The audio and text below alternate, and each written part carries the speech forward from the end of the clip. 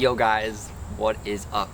Today, we're gonna be taking a little tour of the van. Now, I spent probably me and my dad, we spent I don't know, a good, maybe a little under a month working on this thing. Just like a couple days here and there. And it's not done by any means. There's still a bunch I wanna add to it and do to it. But from where it's at right now, I've already taken it on a trip. My last video, I went out west with it for a little bit. But yeah, so this, first off, before we even get into the interior, this is a Ford Transit Connect. This is the Advanced Track RSC and XLT. So this is a passenger Ford Transit Connect. There's Ford Transit Connects that aren't passenger, which don't have all these windows. As you'll see, there's windows on the side of the van and on the back.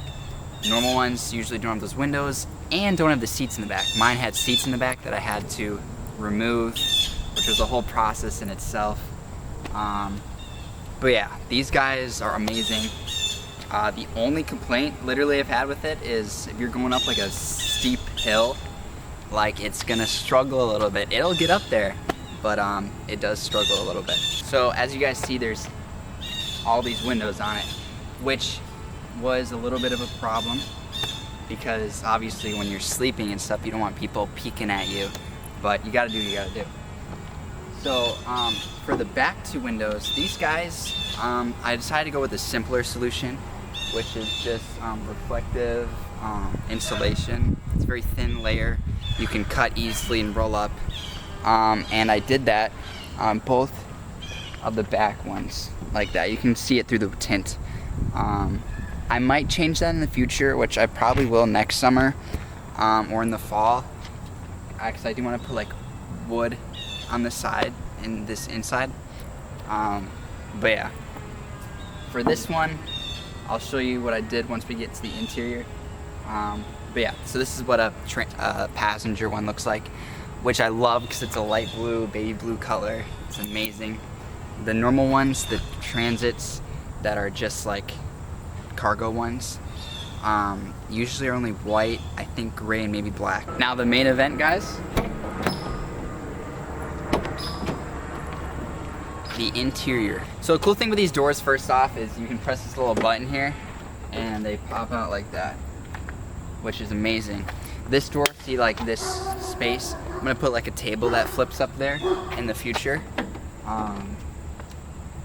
But yeah, the first thing that I did obviously was the floor in here. As you can see by the flooring in here, it is it's just those clip boards you can slide together and stuff. It's really nice. It's waterproof, so if I spill water in here, it's not gonna get to the wood that I have under it. What I did is I insulated the bottom of it, and then I put a plywood cutout over the insulation, and then on top I put on the flooring. No, I didn't actually glue the flooring to the plywood. What I did is I glued the plywood to the floor of the car with just some, it's called caulk, but just glue. And then I just put the flooring. The flooring has this rubber stuff. I've never had a problem with it moving or anything. And yeah. Next, guys, this is the bed right here. It's the bed. I have in the middle just a black thick piece of foam, and then on the top and the bottom I have a mattress topper that is a very squishy foam. So it's firm but also soft, so you can sleep on it and sit on it comfortably. As you can tell, it's a good size thickness. And yeah, I have the back piece also is the same way and everything. Now this is the cool part, guys. This right here is the frame of the bed. So what I did is I got a bunch of 2x4s and then some long ones for that. This bed is 6 feet long. So it goes right up against the chair, as you can see. The cool contraption here. So this plywood slides out. This piece, there's two pieces here, and I take that and I slide it this way, and it makes the bed. Whoa. Is that a bed? I thought it was a couch. Alright, so what I did here is a lot of people that have this van do the same thing, so I took a lot of inspiration from those people. Some people just have the bed always out and in the middle and then cabinets on each side, but that's not for me. I want like a little space to walk in. Obviously I can't stand in here, but I can crouch walk. Anyways, so took inspiration from those guys and just made the slide out couch into a bed. That way I can have a couch in here so I can actually work and do other things and then sleep when I need to. This bed is super low-key comfortable, and like it's solid. Like I haven't had a problem. Yeah, I haven't had a problem with it. The one thing I will say when you're building, if you're planning on building a thing, is have something that connects these two. That's the one thing, the problem I've had is where when I'm sleeping, this will slide out a little bit, which is a little inconvenient when sleeping, obviously. Obviously, if you put like a really tight mattress cover, it probably would help a little bit, but I'm too lazy to do that. I'm also not the smartest person, so I didn't build this super properly. But what I do is I just take off the backing for the backrest. As you can see, there's the wood part of it that slides out. But just like that, and then it's in. As you can see, like it didn't take me that long to do, but if you make it a little better, or like smooth it out, or maybe put like a rolly system or something, I'm sure you can make it better than I did. But I am just a city boy who's 20, so my construction abilities are not to the max. Now we're gonna move to my cabinets here. Oh my goodness, I would recommend this so much, is to find already made cabinets somewhere. Let me zoom this out a little bit. Oh, not in, out. Find already made cabinets. It's gonna be a lifesaver. It's gonna save you so much time. Because like, obviously building cabinets is hard. I've built a cabinet before, and like it's just, I mean it's easy to say, but if you're trying to like just not spend a lot of money, go to like a home resale store or even a Goodwill, Savers, something where there's people donate cabinets and desks that they don't want and that you can use. These guys right here, this is the cool part. So I have this smaller one down below, right? And then I have this bigger one on top. What I did, me and my dad, we screwed these suckers literally into the metal of the car. Well, we put 2x4 first to put it into, and then we're like, well, we're gonna need some stronger stuff, so we actually put it into the metal. But anyways, these cabinets together I think were 20 bucks or $18 for 2 cabinets, and I mean they're good solid cabinets. But inside, what I always keep in here, guys, first off is my Jackery generator right here. This is the Jackery Explorer 300 Plus. It works pretty good. When I was out west for, how many days was I out west for? I think 4 or 5 days. I only had to charge it once. But besides that, it worked good. It was charging my computer for when I was watching movies at night, and it charged my phone, and boom, boom, boom, boom. This fan is amazing. Voice crack. I don't know why I keep voice cracking. This, I'm not gonna lie, guys, got this off the TikTok shop. Don't make fun of me. This thing is super cool. It oscillates, so it moves like that if you need it to. It has a remote to control it. Obviously, I don't really need the remote because I'm sleep right next to it. It does blow pretty decent. It's not the strongest fan ever. It has a light, which is super nice, because I don't have any built-in lights in here. And you can set it on a timer, and it lasts forever. I think it lasts like 12 hours maybe. I only had to charge it like 1.5 times while I was gone for 5 days. At night, I have a fan on the entire night, so obviously, yeah. And then also in here, guys, I have my window covers. So I use these window covers for those windows up there. And then down below in these cabinets, I just have my little mattress and what the heck is it called? Sleeping bag. In case I go camping outside the van. I actually don't even have a tent in here, so I don't know why I have them in here. And then I have 2 hiking small backpacks. Now under my bed over there, right there, I have a stovetop where I can cook.